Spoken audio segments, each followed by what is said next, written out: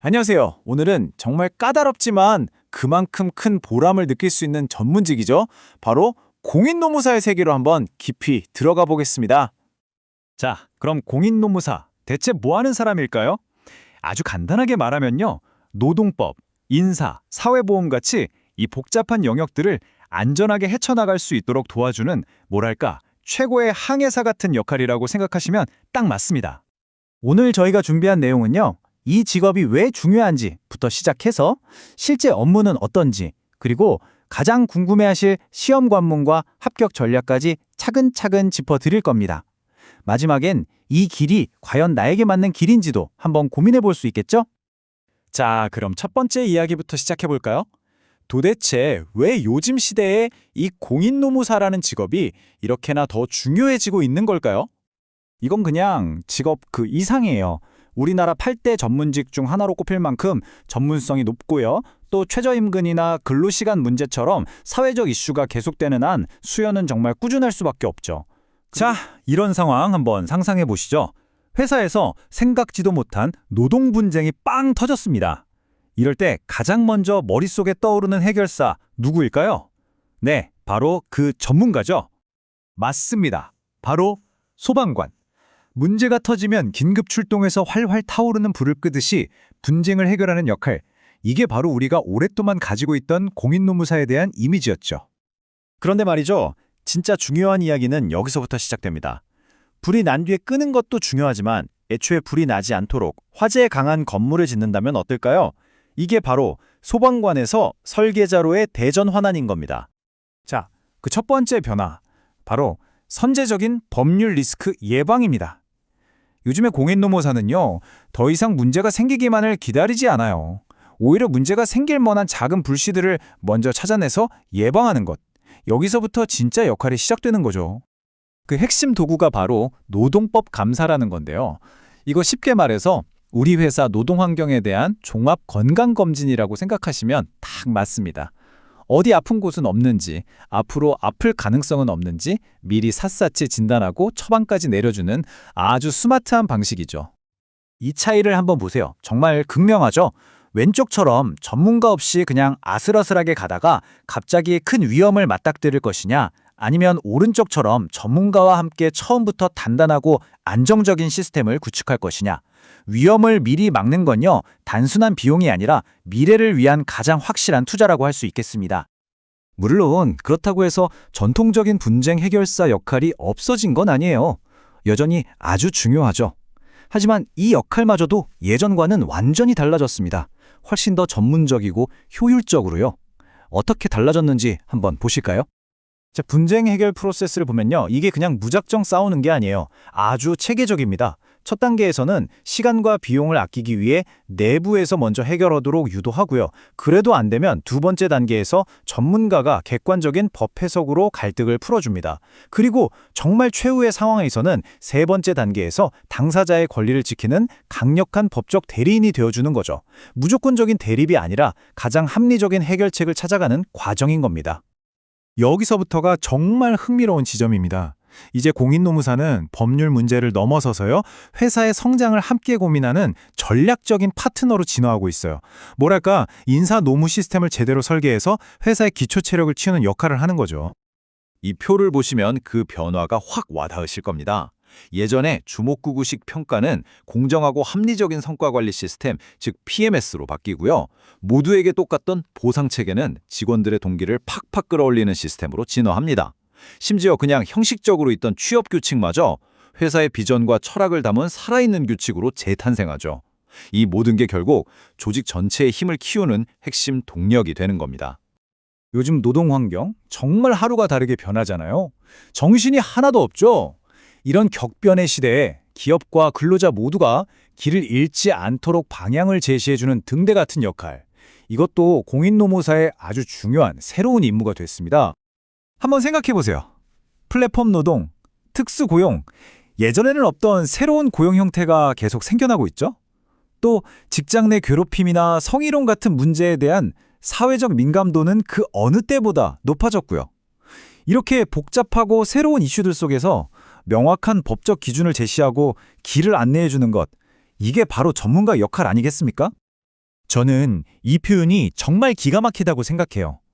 천병, 군대에서 가장 앞에서 길을 개척하는 선두부대를 말하잖아요? 바로 그겁니다. 누구도 가보지 않은 불확실한 길을 가장 앞에서 헤쳐나가면서 새로운 비즈니스 모델들이 안전하게 자리 잡을 수 있도록 길을 터주는 그런 선구자적인 역할을 하고 있다는 거죠. 자, 이제 마지막으로 가장 큰 그림을 한번 보겠습니다. 공인노무사의 역할이 이제는 한 회사를 넘어서서 우리 사회 전체의 화두인 ESG 경영과도 아주 깊숙이 연결되면서 기업의 가치 자체를 높이는 데 기여하고 있습니다. 요즘 ESG 정말 많이들 얘기하잖아요. 그중에서도 이 차트에서 강조된 S, 바로 사회적 책임 부분을 한번 보세요. 그리고 그 안에 뭐가 있죠?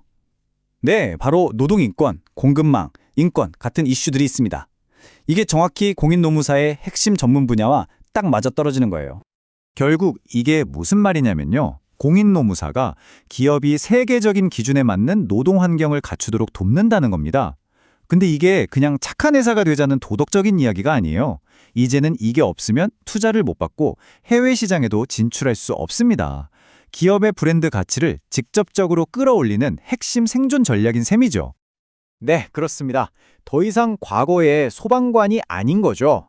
이 말 그대로 변화를 예측하고 성장을 이끄는 미래지향적인 컨설턴트이자 사회에 기여하는 전문가. 그 위상이 정말 완전히 달라졌다고 할 수 있습니다. 자, 이제 아마 많은 분들이 가장 궁금해하실 그 이야기, 그렇죠? 돈 이야기입니다. 이렇게 전문적인 일을 하는데 과연 연봉은 얼마나 받을까요? 이 성장 단계를 한번 보세요. 정말 드라마틱하지 않나요? 처음 1년차 수습 때는 대기업 신입사원 수준으로 시작해요. 그런데 3년에서 5년차가 되면 이때부터가 진짜입니다. 혼자서 사건을 맡을 수 있게 되면서 억대 연봉이 눈앞에 보이기 시작하고요. 그리고 5년이 넘어서 전성기에 딱 들어서면 그때부터는 사실상 소득의 상한선이 없다고 봐도 됩니다. 다시 말해서 연봉 1억. 이게 이 분야에서 경력이 좀 쌓인 분들한테는 무슨 꿈의 숫자가 아니에요. 그냥 기본값, 기준점이 되는 겁니다. 이게 바로 전문성이 가진 힘이죠. 이게 다른 직업이랑 좀 다른 점이에요. 많은 직업들이 어느 순간 연봉이 잘 안 오르는 유리천장에 부딪히잖아요. 근데 이 세계에서는 내가 쌓는 경력, 내가 쌓는 경험이 그대로 내 통장에 숫자로 찍히는 어떻게 보면 가장 정직한 자산이 되는 거죠. 하지만 여기에서 이런 생각이 들 수 있어요. 그래, 지금은 좋은데 미래에도 계속 유망할까? 아주 중요한 질문이죠. 그래서 지금부터 이 직업의 수요를 앞으로 더 폭발적으로 늘릴 수밖에 없는 그런 사회적인 변화들을 짚어보겠습니다. 크게 3가지 거대한 흐름이 이 공인노무사의 미래를 아주 밝게 비춰주고 있어요. 첫째, 중대재해처벌법 때문에 기업들의 안전 컨설팅 수요가 폭발했고요. 둘째, 직장 내 괴롭힘 금지법 때문에 조직 문화 개선 전문가로서의 역할이 엄청 중요해졌죠. 그리고 마지막으로 ESG 경영이 화두가 되면서 노동 인권 전문가로서의 가치가 더 높아지고 있습니다. 이 모든 변화의 한가운데 바로 노무사가 서 있는 겁니다. 과거와 미래의 역할을 비교해보면 이 직업이 어떻게 진화하고 있는지 한눈에 보입니다. 예전에는 그냥 법 지키게 하고 서류 처리하는 약간 행정가에 가까웠다면 이제 미래의 노무사는 기업의 리스크를 미리 관리하고 더 좋은 문화를 설계하는 전략가로 완전히 탈바꿈하고 있는 거죠. 그냥 살아남는 수준이 아니라 시대가 원하는 모습으로 멋지게 진화하고 있는 겁니다. 하지만 결국 이 모든 전문성, 이 모든 지식의 핵심은요, 단순히 딱딱한 법조항이나 숫자에 있는 게 아니에요. 그 뒤에는 훨씬 더 근본적인 이야기가 있습니다. 공인노무사는 분명 법을 다루는 전문가가 맞습니다. 하지만 그분들의 시선은 언제나 사람과 조직을 향해 있어요. 법이라는 도구를 써서 결국에는 사람들의 삶을, 그리고 조직이라는 살아있는 생명체를 더 좋은 방향으로 이끌어가는 것. 바로 이게 이 일의 진짜 본질인 거죠. 자, 오늘 이야기의 마지막 질문을 던져봅니다. 여러분은 복잡한 법을 파고드는 냉철한 머리와 사람 사이의 갈등과 상처를 보듬는 따뜻한 마음을 둘 다 가지고 계신가요? 이 차가움과 뜨거움이 만나는 바로 그 지점에 공인노무사라는 길이 있습니다. 이 길 혹시 여러분의 길은 아닐지 오늘 한번 깊이 생각해 보시는 건 어떨까요? 자, 이렇게 중요한 역할을 하는 노무사. 그럼 구체적으로 하루하루 어떤 일들을 하면서 보낼까요? 핵심 업무 5가지를 살펴보겠습니다. 업무 스펙트럼이 정말 넓어요. 예를 들어 부당해고 같은 노동사건에서 근로자나 회사를 대리하기도 하고요. 더 좋은 인사 시스템을 만들도록 기업에 자문을 해주기도 합니다. 또 복잡한 급여나 사대보험 업무를 대신 처리해주거나 정부 지원금을 받을 수 있게 컨설팅도 하고요. 그리고 가장 예민할 수 있는 노조와의 관계를 원만하게 조율하는 역할까지 정말 다방면의 전문가라고 할 수 있습니다. 자, 이제 가장 현실적인 문제로 넘어가 보죠. 바로 이 험난한 관문, 악명 높은 노무사 자격 시험입니다. 왜 다들 그렇게 어렵다고 하는지 한번 제대로 파헤쳐 보겠습니다. 핵심은 바로 이 숫자예요. 330. 이게 뭘 의미하냐면요. 1차 시험은 몇 명이 붙든 상관없지만 가장 중요한 2차 시험은 매년 최소 합격 인원이 정해져 있다는 겁니다. 그러니까 결국 다른 사람보다 잘해야만 붙는 아주 치열한 상대평가 싸움이 되는 거죠. 이 그래프를 보시면 정말 숨이 턱 막히죠.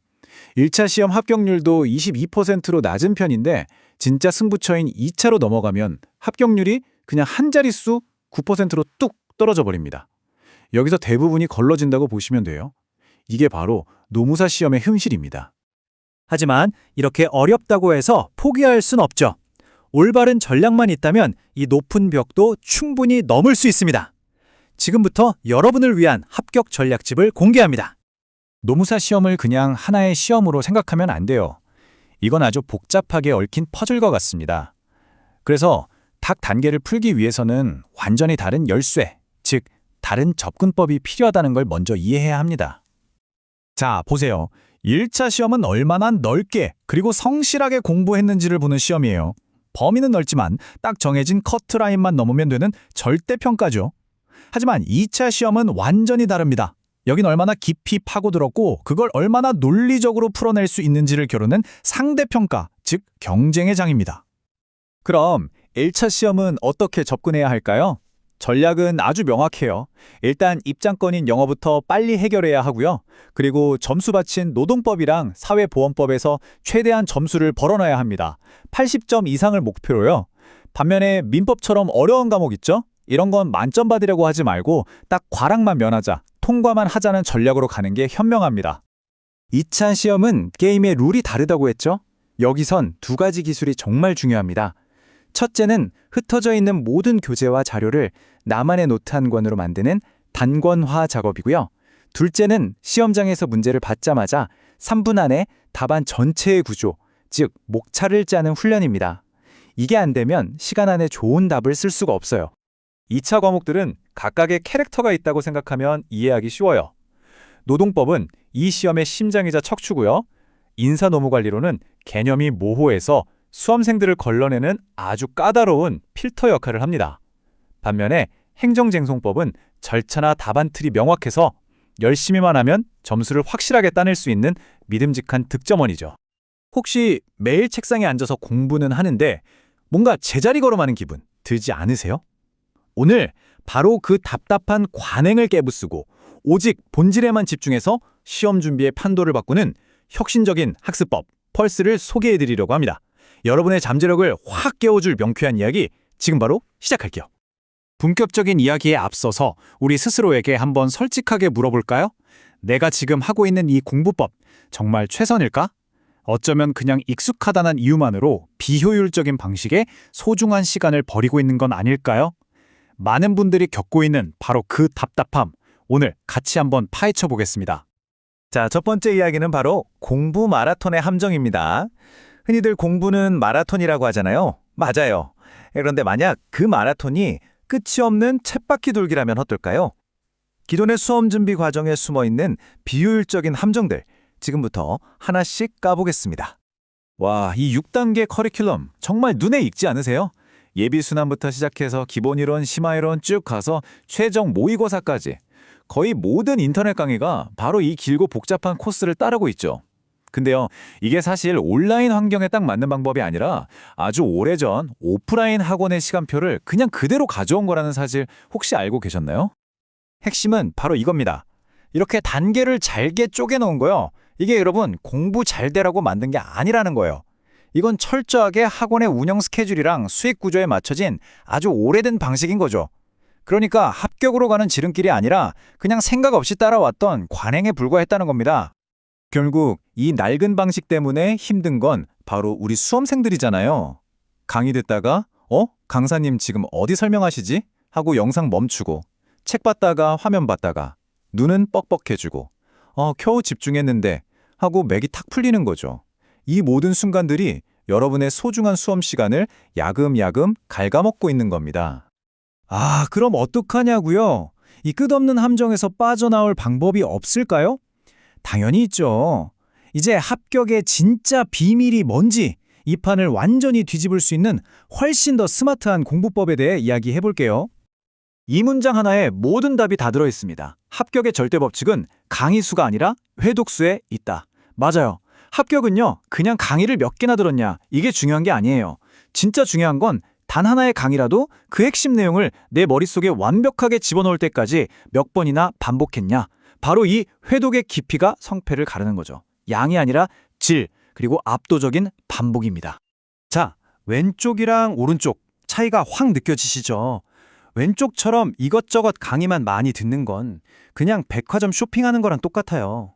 구경은 실컷 했는데 정작 내 손에 남는 건 없죠. 하지만 오른쪽처럼 합격에 꼭 필요한 알짜배기만 딱 골라서 이게 그냥 내 것이 될 때까지 파고드는 거. 이게 바로 합격으로 가는 고속도로입니다. 그래서 이 모든 문제를 해결하기 위해 등장한 게 바로 펄스 솔루션입니다.